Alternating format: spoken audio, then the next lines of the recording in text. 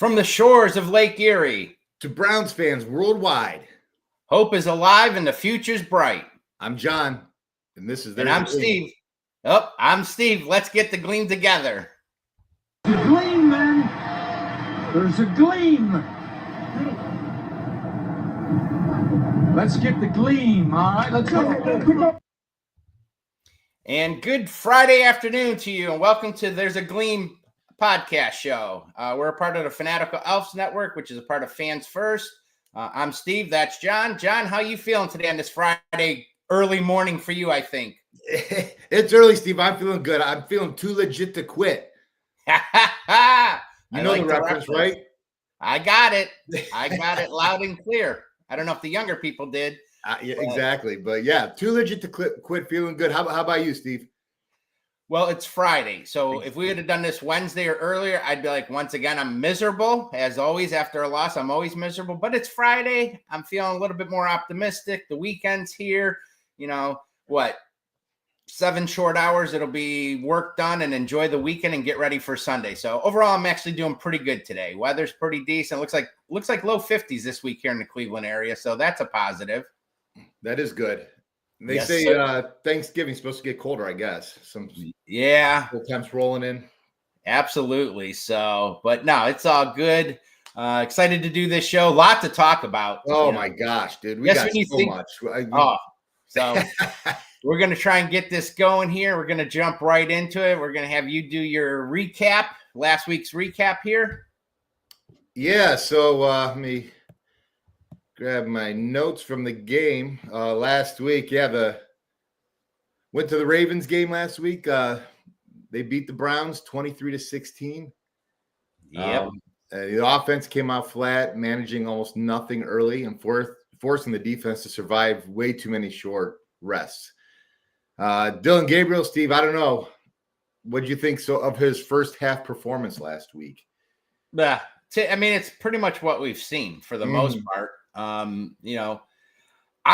question to you is, when did he get concussed? That's a great question. I saw some people online asking the same thing, and because I guess right before halftime he was in there. Yeah, so I don't know when it happened. Well, it was weird because went to half, nothing. There's no nothing showed anything, and I wasn't at the game. I had to miss this week, so nothing on TV indicated he was hurt or anything. And then all of a sudden, halftime comes and they go to start second half and they show Sanders on the sidelines kind of throwing the ball.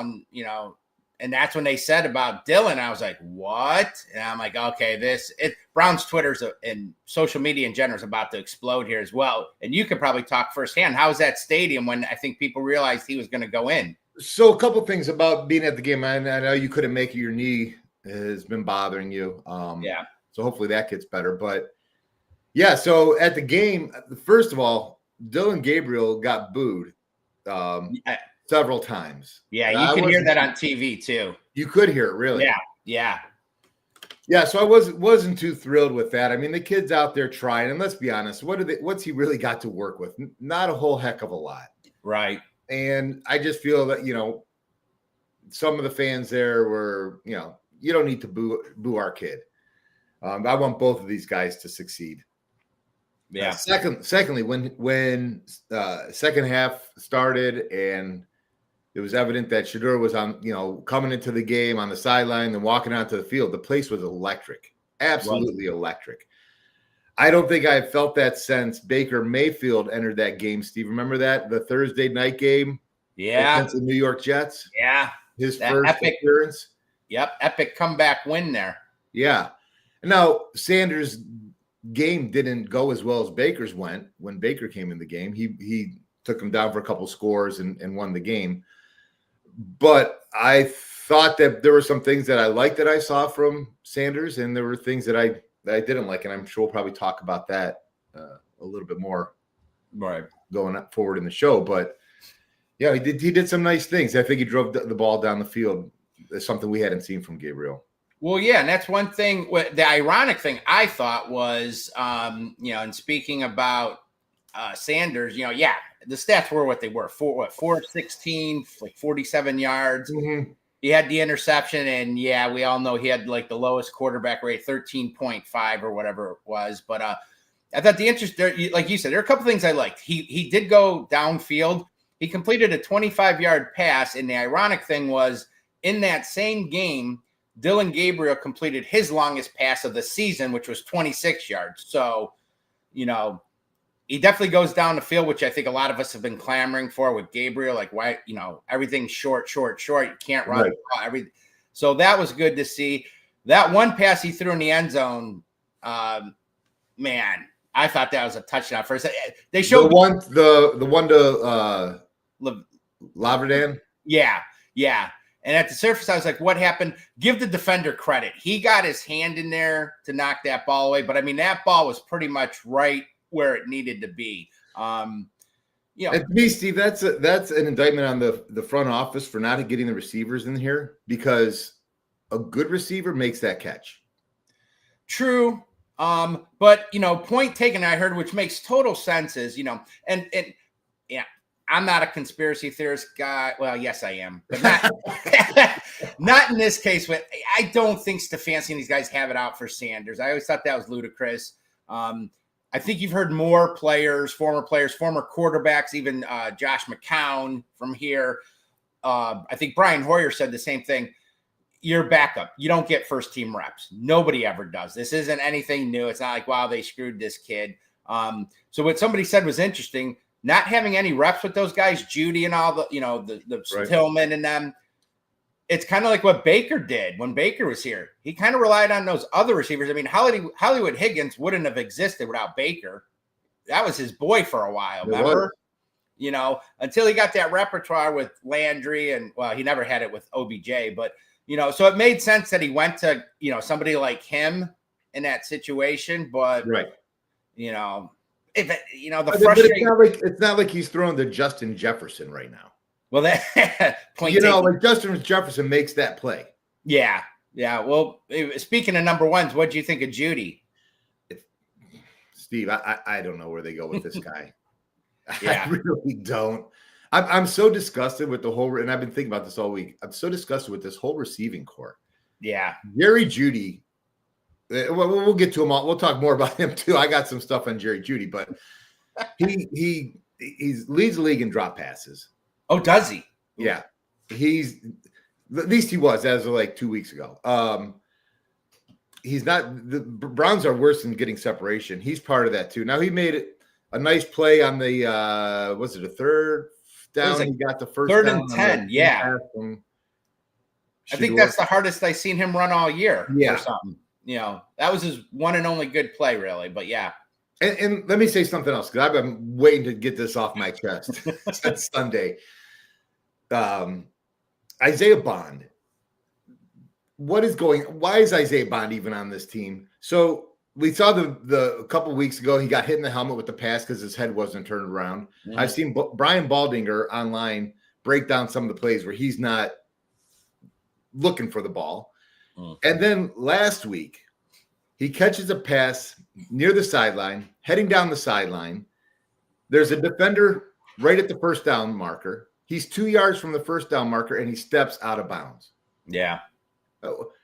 Where's the grit? Run just forward for that first down. Like, what are you doing? I don't understand why this guy's even getting a look right now. Is that lack of experience? It's lack of wanting to play football. He doesn't want to get hit. I think he doesn't even know where he's at on the field half the time, it seems like. I don't know. Luke Floria is back in the practice squad. I really hope they bring up Luke Floria this week. I don't think they will, but I think like you were talking about earlier, a connection. Ayana. Shedeur had a nice connection with Luke Floria in the preseason. Yeah. Oh, did you say he was? He's on the practice squad right now. Him and Caden Davis. Yeah, that one I heard. Yeah. Well, we're getting ahead of ourselves, but stop me if you heard this before. I gotta admit, I had major FOMO again this past week. The first half, Uh-huh. Like, this is going to be another one of those games where I didn't go for one reason or another, and it's like the greatest game ever. Was that Fever Pitch? With Yeah. Jimmy Fallon? You missed the greatest game ever with the Red Sox coming back against the. I'm like, are you kidding me? I mean, we both said that we both picked the Ravens to win this game. We thought it was going to be kind of a blowout, and but stop me if you've heard this before. Browns are winning the first half, and the Browns kind of dominated that game. I thought so too. But typical fashion, the Ravens kind of hung around, eventually tied it, and it didn't help that I believe we didn't score a point in the whole second half. No, we didn't. So, it's just frustrating because, again, you look and, you could say, well, we thought we were going to lose that game. But you know what? I'm tired of that. We were winning that game. We were controlling that game. Myles Garrett, once again, was dominant. The defense played let's talk about Myles Garrett for a second. Well, let's get to something. Let's get some positivity. Yeah, I mean, he is right now, and I don't want to hear any Steeler fan say that, TJ Watt is better than Myles Garrett right now, because right now, today, November 21st, Myles Garrett is the best defensive player in the NFL. Hands down.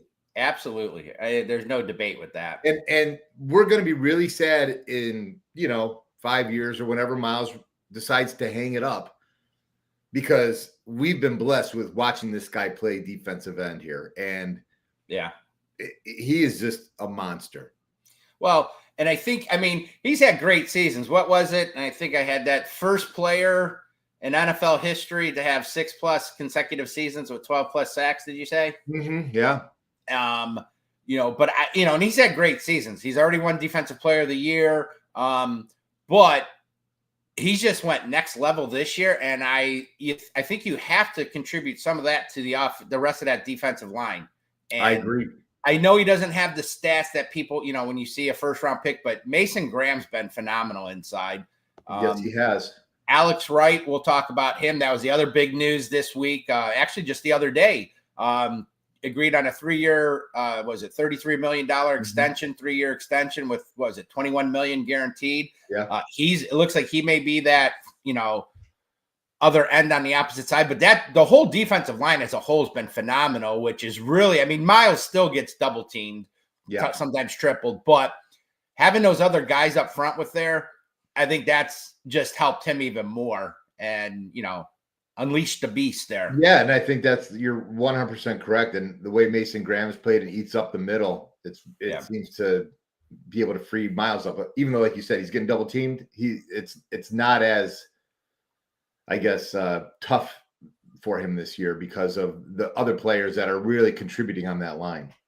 Yeah. I'm not saying it's not tough though, because I feel like Myles Garrett gets like wrapped around the throat. What they do, they basically mug the guy. Yeah. But phenomenal player. We are very lucky to watch Myles Garrett play football. Probably on every play, he's probably being held. I think so. It's, I always thought that was crazy, but I watched him, and I think there was a play late in the game where he looked back. He was kind of upset about something. It was in that fourth quarter. Seeing on TV, he was complaining about something. He didn't like the fact, and they never replayed it, so I couldn't see firsthand. But now he's been a beast. The whole defense just as a whole has been phenomenal. We'll talk about Carson Schlesinger later, but he's been phenomenal. Mason Graham. A little bit of offense. That's all we really need. We need a little bit of offense, and hopefully just a little. And I'm hoping next year we can solve some of these offensive issues. Wow. And this team definitely with this defense, that's a playoff defense for sure. Sure. Super Bowl defense. Absolutely. Well, is what it is. Everybody saw the game. It was a loss. Our predictions, like you said, we both, again, not planned. We do our predictions separate, put them in the show notes, and then we both see it. And we both went 27, Ravens 27, Browns 10. We weren't that far, 23-16. We're pretty close on that one. We're getting better. So we're no Jimmy the Greek. We're getting closer. But that being said, looking at some of the I found a new one that I really like. AFC or standings. I got them both on the same page now. So, okay. Steelers still up top, barely at 6-4. You got the Ravens 5-5, Bengals ahead of us at 3-7. We're bringing up the basement at 2-8. And did you watch any of the game last night? The Bills. I got home from work and I was able to watch about the final 5 minutes. Is this not classic Browns? And part of what's so infuriating about being a fan is look at this AFC. I mean, Steelers are at 6-4. Ravens, they're a 500 team right now. But I mean, the Bills, that was my pick to go to the Super Bowl and win it. They look very They're 7-3. Yeah. The Colts are nothing great at 8-2. They're surprised. Broncos are they 8-2? Yeah, 8-2. And the Chiefs 5-5. The Bengals without Burrow are non-existent. I mean, again, this is a year where you could really do something, and we're 2-8. Yeah, I mean, it happens. It seems to happen to us quite frequently. Well, I saw something the other day. I think as of right now, the odds-on favorites to win the Super Bowl were, I think it was tied with the Eagles and Rams. And the crazy thing was, and I don't know what the exact odds were, but the crazy thing was the number 2 was the Kansas City Chiefs, the experts felt. Get out of here. I mean, in theory, it makes sense. Some of the gambling experts all think it's the Rams. It's going to be an NFC, and it's either Rams or Eagles that will win it. The only team they think that has a legitimate shot to beat one of those teams would be the Chiefs, which I guess in theory it makes sense with their history, what they've done in the past, Patrick Mahomes. I mean, do you think a Daniel Jones or a Bo Nix is going to beat one of those teams in a Super Bowl? Probably not. Yeah. So, I mean, at first I did what you did. I'm like, what? And then I thought about it. All of a sudden you're making a lot of sense. That's what I do. I have my moments. My wife would probably beg to differ, but I have my moments. But no, I thought the same thing. I'm like, this is what the idiots. And then I'm like, no, logically, if I put any other AFC team, I would have said the Bills, but after watching them, I'm like, I don't know if they're really that good. So although I still am going to bet on the Bills, but the Patriots, I mean, the 3 division winners are leaders. Well, 4, Steelers, Patriots, Colts, and Broncos. Seeing the Rams and Eagles, I don't think any one of them really could beat them. I don't either. I mean, I guess you could say Ravens, if they make it, you got Lamar Jackson, they've got a chance. I'm not going to say 0, but a chance.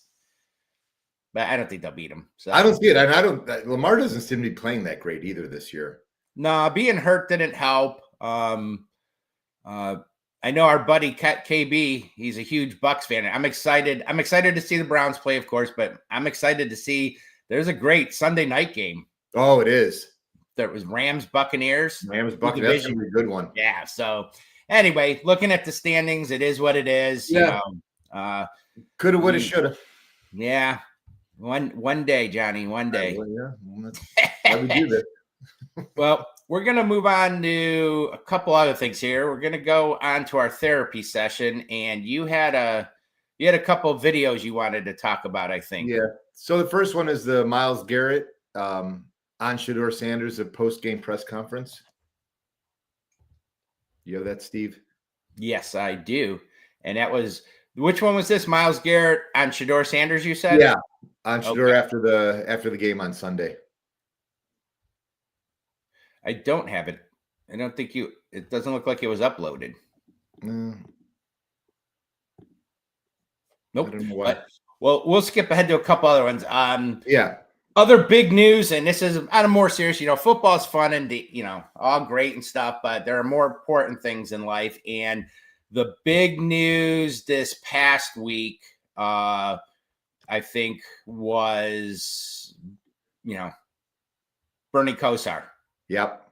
Our beloved Bernie Kosar, for those that know, we've been talking about it. Others have talked about it. Bernie Kosar was looking for a liver transplant, thought he was going to have something. I think he ran into some complications, whatnot. But ended up getting the word, and Bernie had successful liver transplant surgery. I'll tell you what, man, that man's amazing. I mean, literally hours coming out of surgery, he's posting videos again. And, you know, every day he's got more energy and more positivity than. He has an endless reserve of positivity. Yeah. And I just love the guy. And I love watching his videos and the way I don't know, he makes you feel good after you watch one of his videos, because you think everything that he's been through, he's had a great life, but he's had tough times too. And for him to overcome and battle and fight, I think it's a lesson for everybody. Yeah. Yeah. That, you know, good for him, good for Bernie. You know, amazing story. On the flip side of that, this one will tug at your heart. You know, there's two sides to these stories, and you know, this one, like I said, was really tough for those that know or don't know. There was a young man, his name was Bryce Dunlap, 21-year-old from North Olmsted. Unfortunately, he had a situation where had some type of medical issue. I believe it was basically passed away unexpectedly from complications from an anorexic brain injury. Anoxic. Yeah, that's basically no oxygen to the brain, and that it could be a lot of things. It could be choking, you know. Yeah. Like that. Yeah. And you know, unfortunately, this young man you know, passed away, you know, gave up. It's an incredible story. Man, tugs at my heart. 21 years old, but he was a Brown super fan, huge Cleveland sports fan, and the family requested that Bernie get his liver. Yeah. And then he also donated other parts and organs and saving other lives. So just and how great was it that it was actually a match for Bernie too, that they were able to use his liver for him. Yeah. Yeah, no, truly amazing. And you know, just our heart goes out to the family, his mother, Kim, father, Adam, family and friends, and, you know, 21 years old, but an amazing thing he did, and will never be forgotten. So, again, thoughts and prayers to his family and to Bryce, and just what a special young man. Yeah, sure is.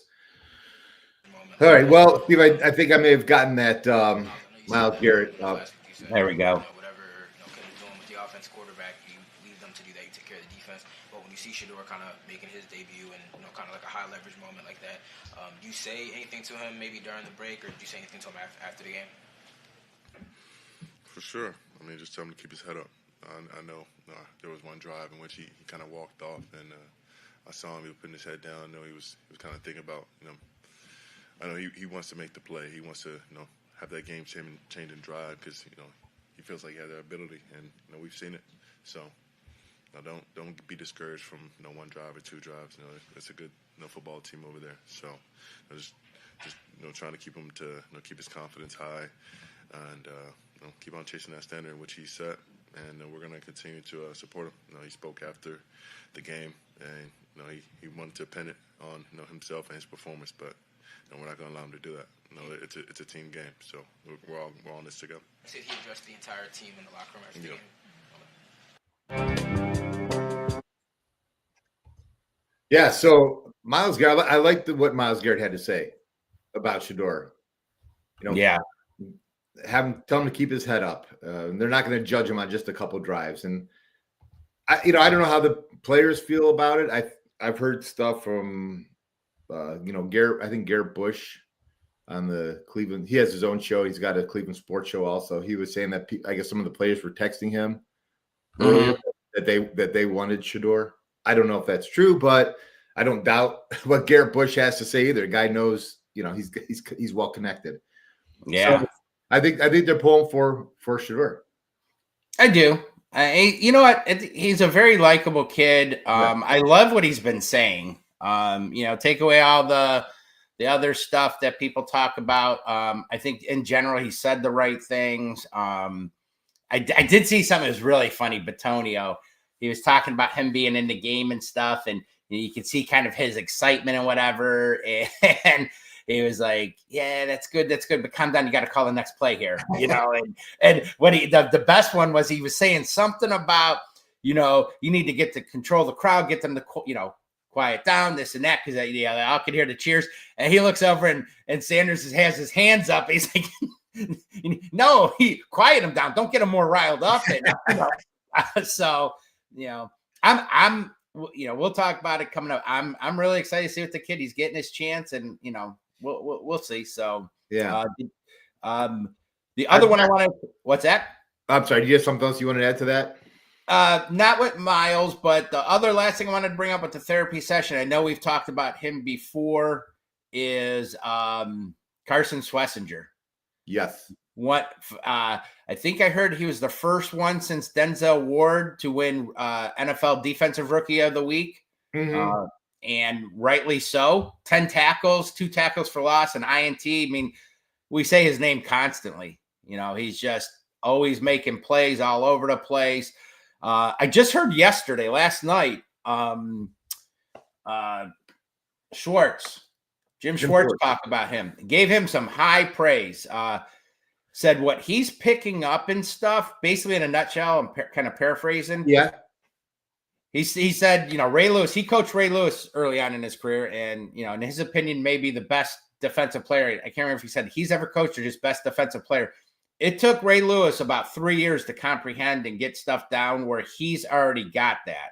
Wow. Yeah, that blew me away to hear something like that. Well, he seems to be at the right place at the right time. Yep. Almost all the time. I remember he was a walk-on at USC. Yeah. So kid's been phenomenal. Like we've said, next Clay Matthews, it looks like. Just thank God that high ankle sprain wasn't anything serious. And he's been phenomenal, but to win Defensive Rookie of the Year or rookie, well, that's going to happen. I shouldn't. Yeah, it's going to happen. That's going to happen. That's my prediction. Rookie of the Week, good for him, well deserved. And that play that he ran down Lamar Jackson when Lamar sprinted out to his right was just a phenomenal defensive play by Messenger. Absolutely. Mary Kay would say absolutely. Absolutely. I do have that Jerry Jeudy. Let's play this Jerry Jeudy. Only let it go like the first question. So I'm going to set it up. Jerry Jeudy was in the locker room, and he was asked a couple questions, but his body language, Steve, he's got his hands on his head. He's holding his head down on his baseball cap. He's not looking up. And then they asked him a question and let it go for 10, 15 seconds or something. We don't need the whole thing. It's more the same. All right. So, Jerry, I know Kevin said that Shador's going to get all the first team reps. How important is this week of practice going to be for you guys and for you specifically to develop chemistry with him and try to get something going back? It's going to be very important. That's it. What have you seen of Shador? We don't really get to watch very much practice, and I know he hasn't had first team reps yet, but what kind of development have you seen in him over these past few months? He consistently growing. What? This guy's making $50 million. And I heard something the other day, which, you know what? I'll give him a little bit. I'll cut him a little bit of slack. Well, you're nicer than me. Well, that's true. Well, that's true all the way around anyways. I'm not even going to deny that. He did answer the questions. Now, we have the luxury. These guys, I get it. They make a ton of money. I mean, they're making a lot of money. Sometimes they're having bad days and they got 15 mics in front of their face. To his credit, he answered the questions. He didn't elaborate, go on. Maybe he was having a bad day. He did answer them. I mean, better than Bill Belichick. He's the ultimate, doesn't answer stuff when he don't want to. I mean, so he did, but yeah, I do see your point, but I guess just overall, I'm tired of Jerry Jeudy. Yeah. I'm tired of all the receivers, to be honest. Yeah. Tillman, I still have some. What has he done? He's done nothing. If he can stay healthy. Well, there you go. If he can stay healthy. There's a great receiver. If he's on the field, he's good. That's true. Well, so far, our best one's been Fannin, a rookie tight end. Yeah, I love Fannin. Yeah. So, that was my therapy. I got it off my chest. I feel better. I dropped my phone. Throwing stuff. Well, I'm glad to see you're feeling better. On that note, we're going to take a break for our sponsor. So we'll be right back. And thanks for coming back. Again, sponsor of the show is Hemisphere Coffee Roasters. They're based out of Mechanicsburg, Ohio. You can reach them at hemispherecoffeeroasters.com. And as they like to say, we shake the hand of the coffee farmer. I like that saying, actually. Isn't that like in Brazil, though? They got a long reach, I guess. I do. I still want to get, they have that one coffee that I keep saying I'm going to. Maybe since the holidays are coming up, I may request that as a Christmas gift, but I want to do that bourbon coffee they got. That sounds good. That actually sounds really good. Yeah, we're both bourbon lovers, and there they are. We shake the hand of the coffee farmer. But do you like flavored coffee in general? I really don't. At one point, I could tolerate it a little bit, but no, I'm a pretty classic, plain guy. Do you? You know, so if I go to Starbucks, which I get intimidated by walking into Starbucks by the menu, first of all. So usually I just get a coffee. But if I happen to be with my wife or the girls, they usually know like what to do. So I don't mind, like they have like a creme brulee coffee. That's not bad in the wintertime. But for me, yeah, it's usually just regular coffee, cream sugar. Well, it's funny you say that. The very first time I went to a Starbucks, I was with my old mentor from appraising. You met him, Jason. Oh, yeah, Jason. From Chicago, who's back in Chicago. And we were out in the field, and he's like, hey, let's get a coffee. We're going to go to Starbucks. And, this was back in 2002. Uh-huh. I had never been there. I'm like, cool. Coffee sounds good. At that time I was doing coffee with cream and sugar. We go in, I look at that board, and like what you said, full-blown panic. I'm sweating. I'm like, oh my God. I'm like, where is coffee with cream and sugar? I didn't recognize a name. I didn't recognize one thing on there. I'm looking, the line's getting shorter. I'm starting to freak out, even more panic. I literally could feel my heart racing.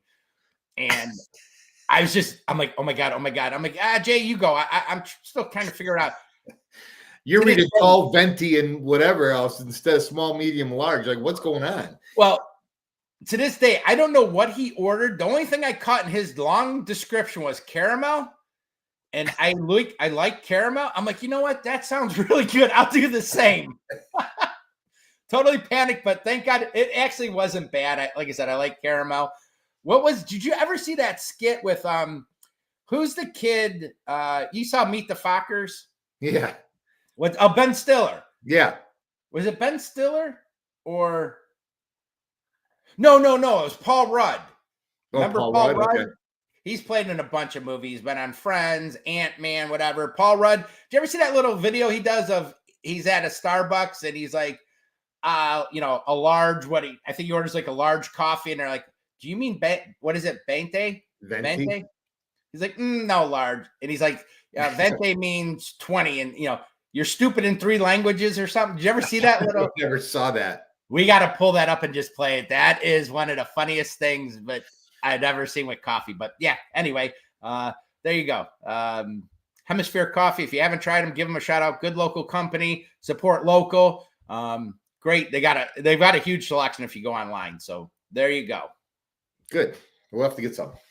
Well, let's go and let's look ahead to this Sunday in the matchup. The Raiders.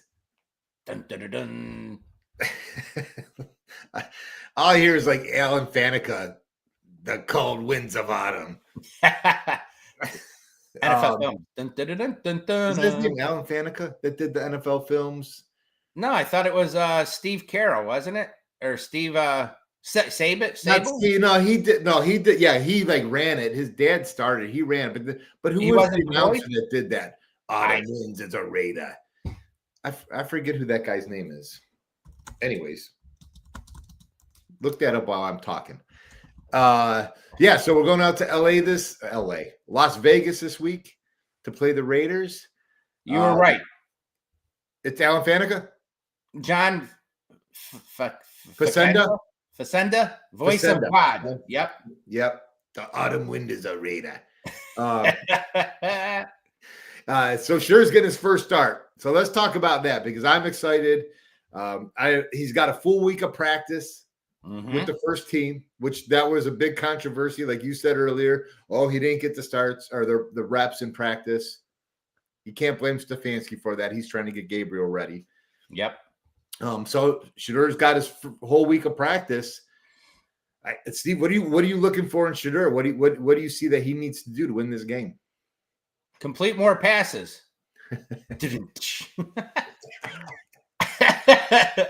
I mean, you can only go up, right? 13.5 passer rating. It can only get better. To be fair, he nailed some guys and they dropped the ball last week too. He probably should have had 7 completions instead. He did. The one thing he's got to learn, there's 2 things he has to learn quick. He's got to get rid of the ball quicker. Yes. And when he takes a sack, dude takes a sack. I mean, you're talking 13, 14-yard losses. He can't keep doing that spin and I'm going to try and turn around and run backwards, Hey, if he's going to take a sack, he's going to make it legendary. Right. Right. Well, I think somebody said it best. Maybe not a bad thing to happen is to get smacked in the mouth a few times early in that game. And maybe that'll be like, yeah, I need to get rid of this ball quicker. So, yeah, give our coaching staff some credit. I'm going to give Coach Stefanski and our offensive coordinator credit. I think that's something they should be working on big time, getting the ball out a little bit sooner. But I do love the fact that kid looks downfield. Some people I heard this week complain like, 3rd and 5, why didn't you try and get the first down? And yeah, he did miss a couple open guys on that last drive there that maybe could have, but he was looking to score. And he was. I did like that. If we can get, let's be honest, if he's going to play, yes, it's on the road. Raiders defense is not very good. They're one of the worst defenses. So It's a good defense to be going up against. I expect him to be a lot better than the first week. How much? I mean, it's his first start. So What do you think? Yeah, and I agree. And I think the kid is tough as nails too. Yeah, that shot he took against the Ravens, they had a clean shot on him, and when he threw the interception, he got blasted. Yep. But he took hits like that even at Colorado. So I don't doubt his toughness, but he's got to get rid of the ball quicker. Yeah. Use his legs if he has to. Now Max Crosby was listed on the injury report as of this morning. So that might help out Shedeur a little bit because Max Crosby is an animal. Yeah, he's another beast. Yeah, so he's got to use his legs when he has to, and can't keep going back on those sacks either. 10, 15-yard sacks. Yeah. Well, a couple of interesting things. Did you know this? We give the Browns credit, man. When we do stuff, sometimes they do stuff as Sanders would say, in legendary status. I saw this week in it. I think I did know it, just didn't really realize it. Okay. What's that? I probably don't know it. As you're going to probably shock me with this one. Nah, when you think about it. So did you know Browns quarterbacks in their first career regular season start are 0-17 since 1999? Oh my gosh. Right? I did not know that. I thought maybe somebody got one in there. So let me ask you this, John. Does he break that streak finally and go 1-17, or is it we're gonna see an 0-18? I went so back and forth on this. I don't know what's gonna happen. So gut feeling, we're probably not gonna win. Okay. But I really, really want to. For 2 years now, this is the second straight year we've been in Vegas, I think, hasn't it? Yes. Yeah. And we've always talked about doing road trips. I still want to. Browns Twitter or Browns X out there meeting so many. Now I call them my ex friends. There's a lot of them that do travel, and that's always a place we've talked about with a couple of our buddies, KB and Rob, 4 of us. One's in California, one's in South Carolina. You talk about getting a boys trip together. That'd be fun, but I'd love to see what these ticket prices are going for because both teams are 2-8. I heard last year the demand was pretty insane.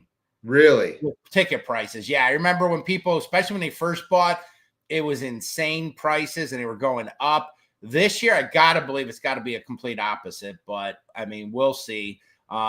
Speaking of Shedeur, another thing I heard this week. This was interesting, for all the conspiracy theorists out there, whatnot. Uh-huh. I heard Albert Breer on one of the local shows, and he said that. So allegedly, Kevin Stefanski had told his staff before the season that this was going to be a scheduled redshirt year for Shedeur. Okay.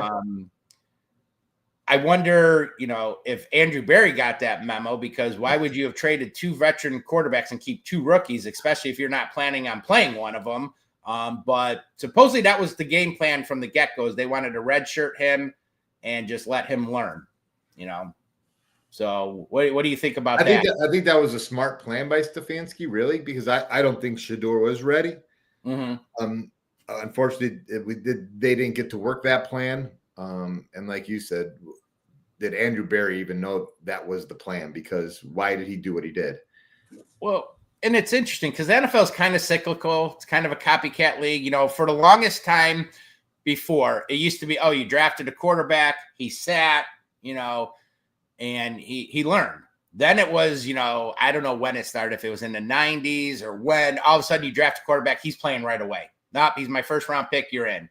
I feel like that kind of started with Peyton Manning. I could be wrong. No, that's what I was thinking. Somewhere around there, it's like, he's playing right away. Now, Peyton Manning may have been the exception to the rule. I mean, he was, one of the best, most, I think, NFL-ready quarterbacks during this generation to come out. Right. But, and I heard people say, blasting him for that. I'm like, yeah, because that didn't do other quarterbacks any good. Aaron Rodgers sat for 3 years almost? Yeah. Jordan Love, even the great Pat Mahomes. He didn't play until the last game of the season. They had Alex Smith on that roster. So not every quarterback, as Browns fans can attest, are ready to play in the NFL when they first get in. And I thought by having him take a red shirt year made sense because you don't want to ruin the kid right away. I agree. And then Bernie Kosar even said that if he's not ready, he's not ready. So I agree. Unfortunately, he's put in a situation now he's got to perform. The great thing about it is, I feel, even after this game, if he plays good or bad, the Browns have the mobility to either start him again or go with the starter Gabriel next week. Well, let me ask you this. This is the big topic too. It's kind of I've heard locally. Let's go to Happy Place. I love my Happy Place. Let's go with there's a Gleam theme. Let's say Shedeur plays pretty well. Throws for whatever you think's a good game. Completes about 60% or better of his passes, 200-something yards, maybe a couple touchdowns, and he plays well, and we win. Yeah. Now, Stefanski had said, going into the week that Gabriel's the starter. If he could play, if he could, if he was healthy, he'll be the starter. If all that happens, do you stick with Sanders the following week, or do you go back to Gabriel? I go back to Gabriel. Really? Yeah, I do. You just blew my mind. Well, the reason why is I like Shedeur Sanders. I like what he brings to the table, but he needs work, and I don't want to damage this kid. I don't know if he's the answer as a long-term Browns franchise quarterback, but I want to give him every chance that he can have to make that happen. And with this team, he doesn't have the line is bad and the receivers aren't that great. So you're not setting this kid up to get a fair evaluation of him either. I think you would stick with Sanders. I'm blown away by your response. I love Shedeur Sanders. I want to watch him play every week. And there's something to be said about, as a fan, to be every Sunday watching somebody exciting play quarterback. I get that. But I'm also looking long term. We have 6 games left or whatever? Whatever. The season's over. I think you got to look to how can you make this team better next year? Mine's twofold. First, I think part of it, first and foremost, it's because I'm just tired of seeing Gabriel. I think he is what he is. I get it. I'm tired of seeing 10-yard passes, short pat, this and that. I think he's at best career backup quarterback. I don't think he's the future whatsoever, where I think Shedeur could be. And with 2 first-round picks next year, I sure would like to see. I think either way, unless he lights it up like crazy these next however many games, you very well could be going quarterback. But I mean, just looking at the schedule, I pulled that up here. You play the Raiders. If he wins this game and looks good, Yes. you come home to the 49ers. Okay, that's a tougher game there. 49ers are respectable. Right. They're It's at battling. home. It's at home. Yep. And then you follow that with the Tennessee Titans, who right now are the worst team in football, at home. The Bears, I know you're going. They're surprisingly they're a better team, but they're nothing phenomenal. Buffalo's a different story, but who knows where they're going to be? I mean, they seem to be struggling a little. Pittsburgh and then the Bengals. I mean, what, 2 games? I'd say San Fran and Buffalo. Okay, you're going against 2 better teams, but I mean, I want to see him play against good competition too. I don't know. If he plays good, I think you ride him out, and you want to see both quarterbacks, I say stick with them. I hate when you make these arguments because then you start to sway me, but I still feel that stay the course. The Browns never stay the course. They always get thrown off track by something. Stay the course. Continue to make it his red shirt year for him. Well, what'll be interesting is if he plays bad, do they stick with him again, or do they say, No, if he plays bad, that's okay because the plan wasn't to play him anyways. Well, that is true. We'll see. I mean, it'll be an interesting situation. I think Browns fans will lose their mind if he plays well and they say we're going back to Dylan. That was the plan. I think you're going to have a mutiny.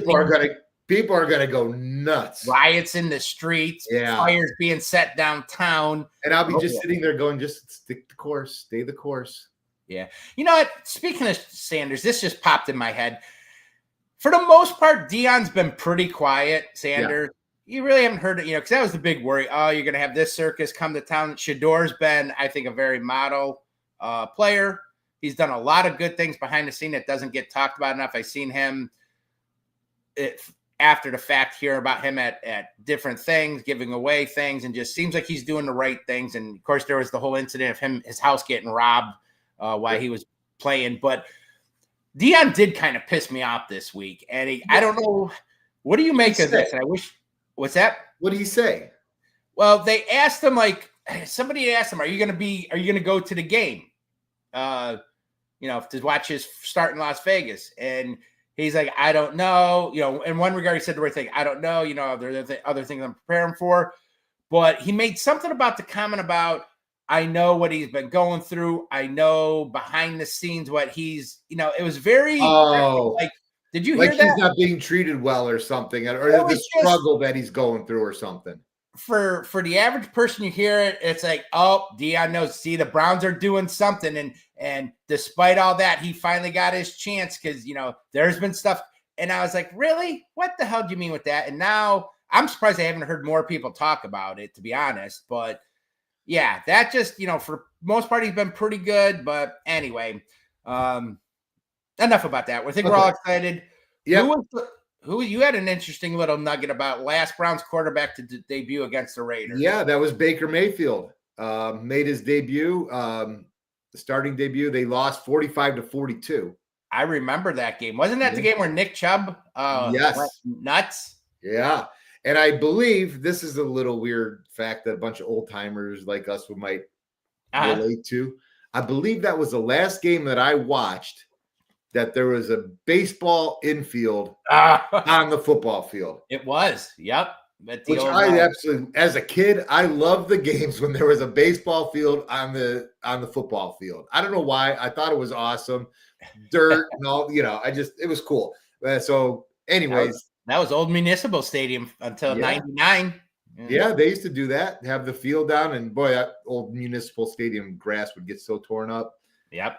Well, you had a couple other good nuggets here, and we'll wrap up the looking ahead segment here. So Raiders lead the all-time series 18-10. The turnover differential, the Browns are a +3, Steve, and the Raiders are -4. So things are looking up for.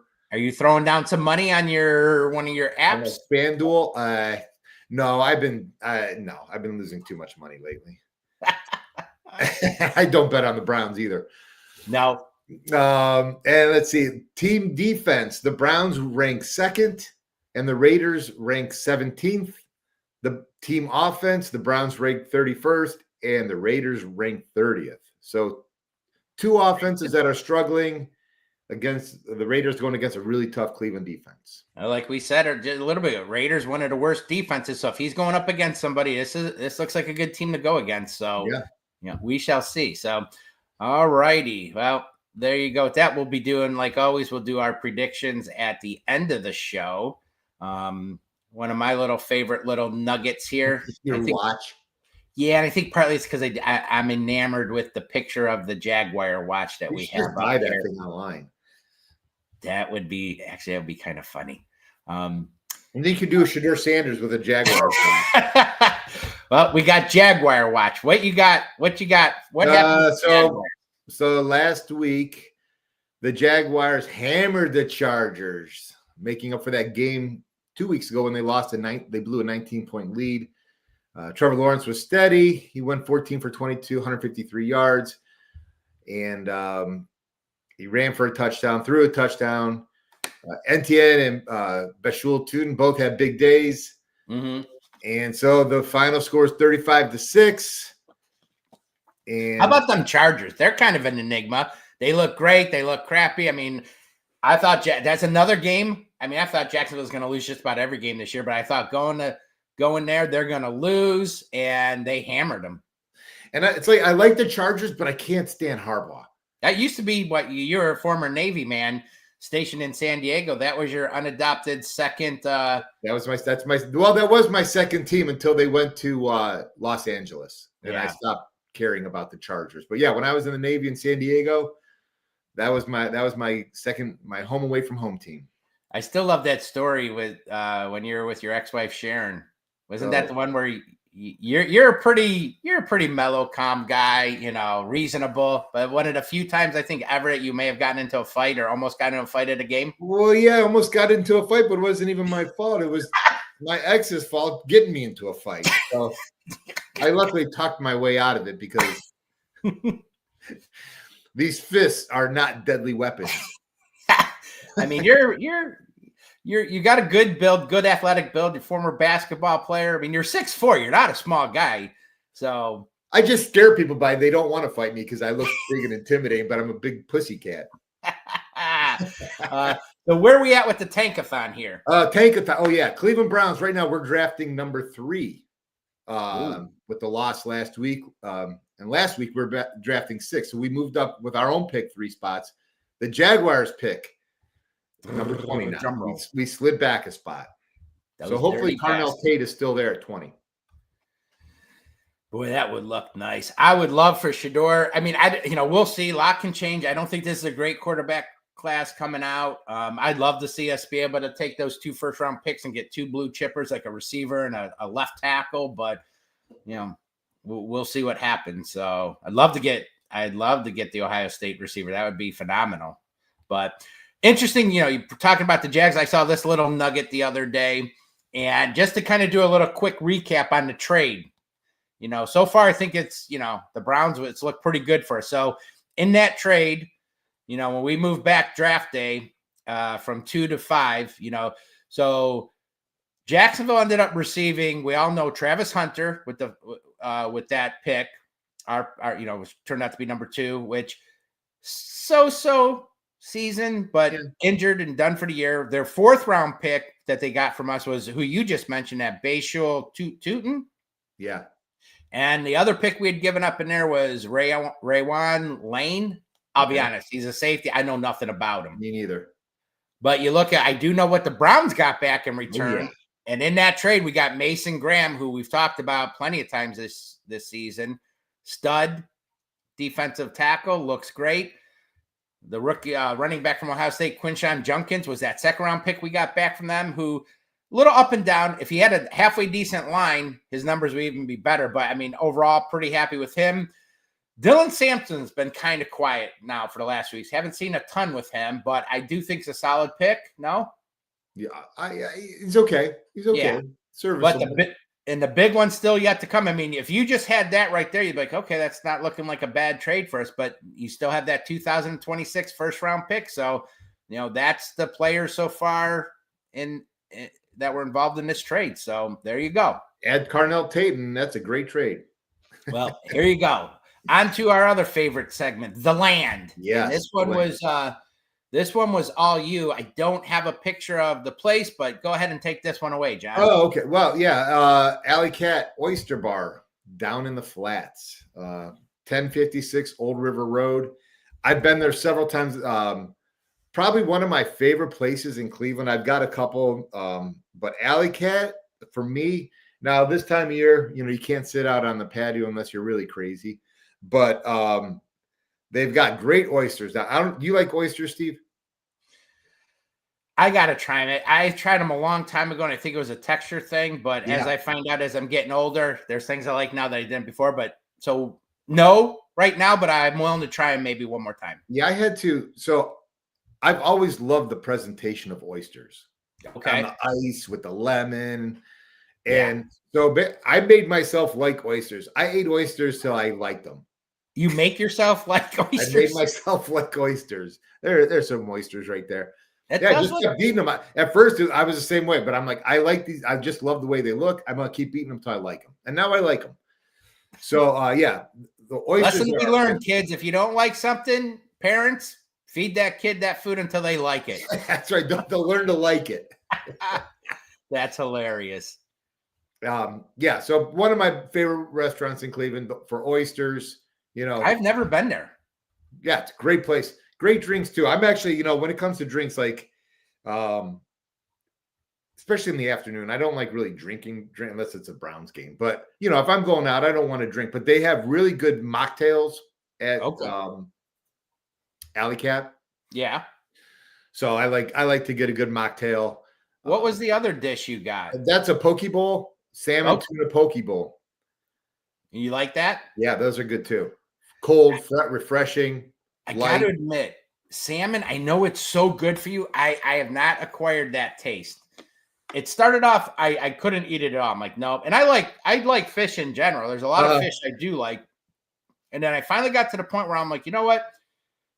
My wife and I, we had it again, and I got through most of it, but then the taste after a while, I'm like, this taste is good. I can't eat no more. Can't do it. I wish, because I know it's so healthy for you, and I do try to mix in some fish with my diet. Yeah. I wish I could enjoy it more, but I've never tried a poke bowl, and that's what, a Hawaiian thing, right? I think so. Maybe Hawaiian, out somewhere out that way. Hawaiian.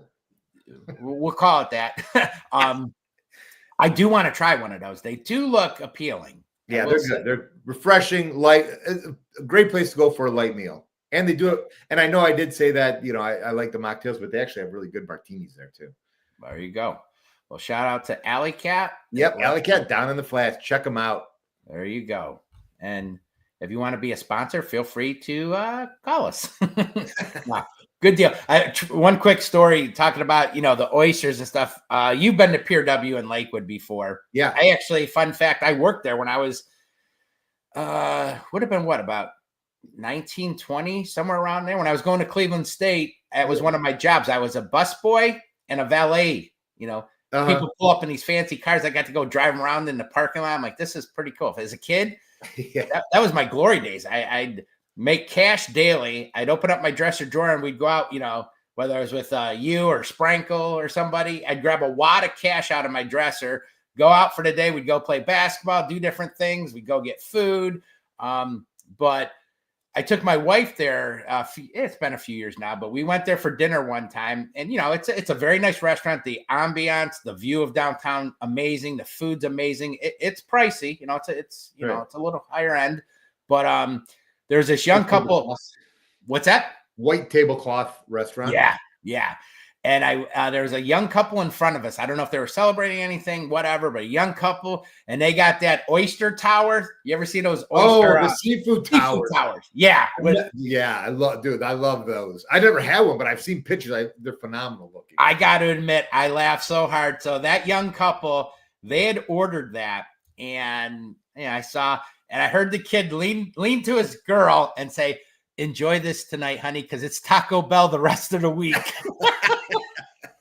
I try not to laugh so hard at that. I mean, it just cracked me up. But anyway, there you go. So, all right, my friend. Now, this is something new, and you kind of came up with this. There's a Gleam segment. We usually do a few things we talk about, but you kind of had a little spin on it this week, which I actually really like. So we're going to kind of throw this out there. Okay, yeah. So what I kind of came up with an awards each week for There's a Gleam segment. So a couple awards that I picked 5. I got the Dog of the Week, the Spark Plug Award, the Clutch Collar, the Believe Land Boost, and then there's the Gleam Award. Now, are these prestigious awards? Are they going to get like a leg lamp award? I hope most people get that reference.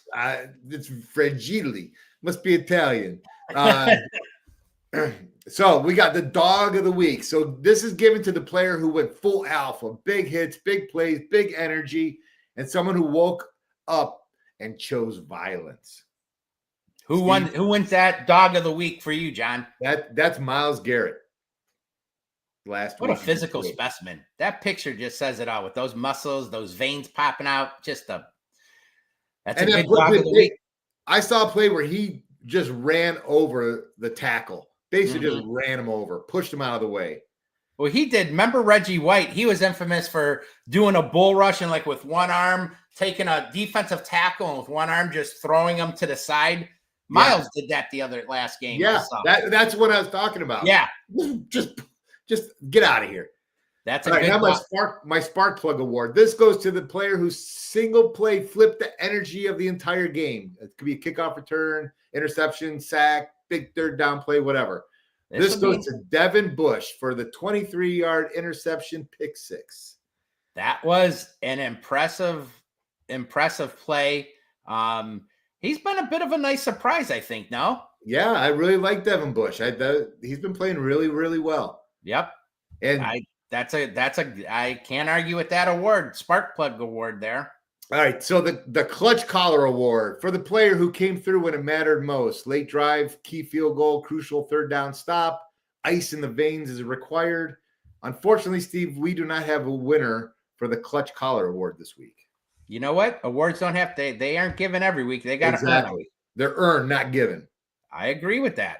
All right, so the Believe Land Boost awarded to the moment, driver, player that gave fans genuine hope. The okay, maybe we're actually cooking here moment. Now, for me, that was when Shedeur Sanders entered the game because the place was electric and everybody's been waiting to see him. That is a good Believe Land Boost award winner there. You can't argue that one either. Okay, and now, Steve, finally, There's a Gleam Award. This is awarded to the moment, driver, player that gave fans genuine hope. The okay, maybe we're actually cooking here again, right? Mm-hmm. It's Dion. Listen to me. Too legit. Just for the record, I'm gonna be singing that song all day when I'm working and driving around. So thank you for that. Shedeur Sanders, and that was because he drove the ball down the field and he just missed a couple touchdown passes late in that game. So he gets the There's a Gleam Award this week, and that is the There's a Gleam segment. I like those. I like the awards here. Good. And then we can do like end of the year too. I mean, we'll do this every week, but we have the final. Are we gonna have to get trophies made and give We're gonna get trophies? Guys? We have the players on and everything. They'll come up here and accept their awards. We should get them watches. A Jaguars watch. Why the hell did you give me a Jaguars watch? You know what? As a kid, looking back, I think at one point when I was a kid, I think my parents did get me a Browns watch at one point in my time. Oh, yeah. I remember those cheap Browns. Cheap little plastic. I think I had one of those.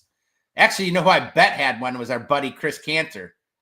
Why would he? Oh, he would, yeah. I could see him just having something like that, you know. He's got the big foam finger. He always shows that picture. I always like when he changes number one finger. He changes his Facebook page to that, his profile picture to that every year. I look forward to seeing that little picture. Yeah. So there you go. I like that. Well, wrapping things up here, we have our closing comments and our predictions for the week. So you had kind of said something earlier, which I thought was interesting about not feeling a win this week. So I'm going to let you lead off this time. Yeah, I was not feeling a win, but my prediction, I've got the Browns winning 31-6. I'm all over the board, Steve. I'm all over the board.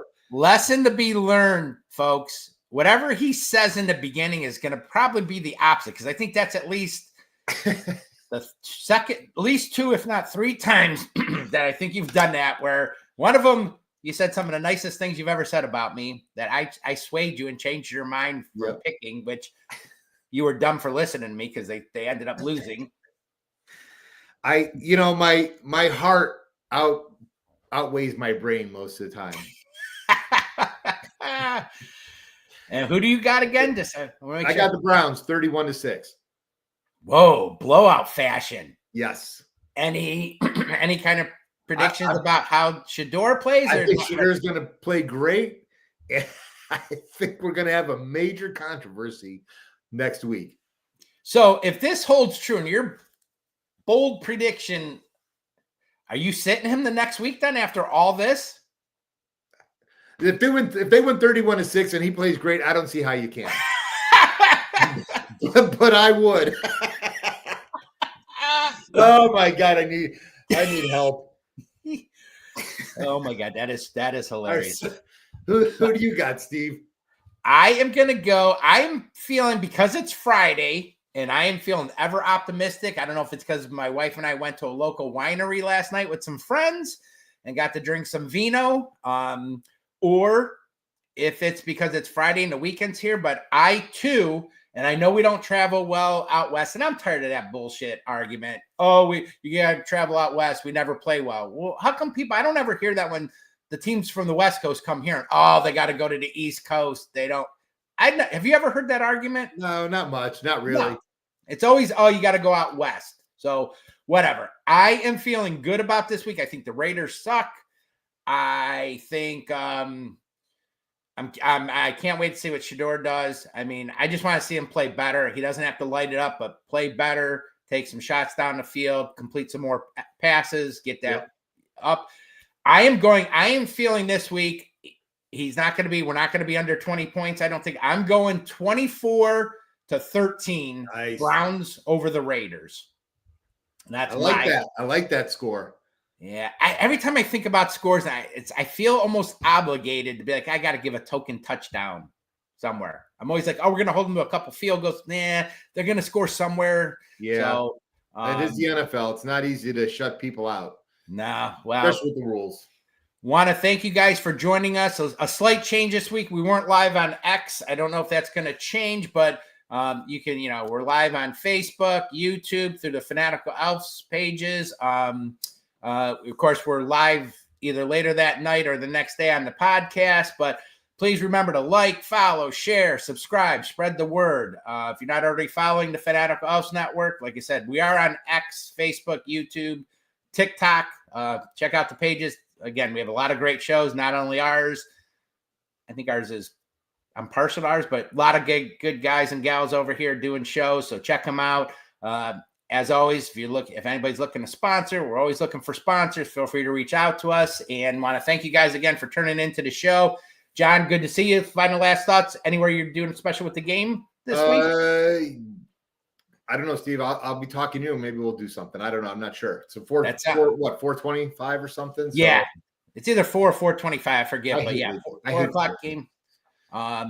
Nope, for sure. Again, thank you for turning in the show. We will be live again back on Wednesday, our normal time. I had a doctor's appointment that I scheduled like 3 months in advance, and it took me forever to get this, so I couldn't reschedule. But we will be back our normal time Wednesdays. And feel free, if you check out the shows, feel free to leave comments, feedback. Love to hear from you. And go Browns. Go Browns. There we go. Have a good night, everybody. Who's that, Joe Tate? I love it. I love Joe Tate. I love that sign off too. There you go, guys. Have a great weekend, and go Browns. Go Browns.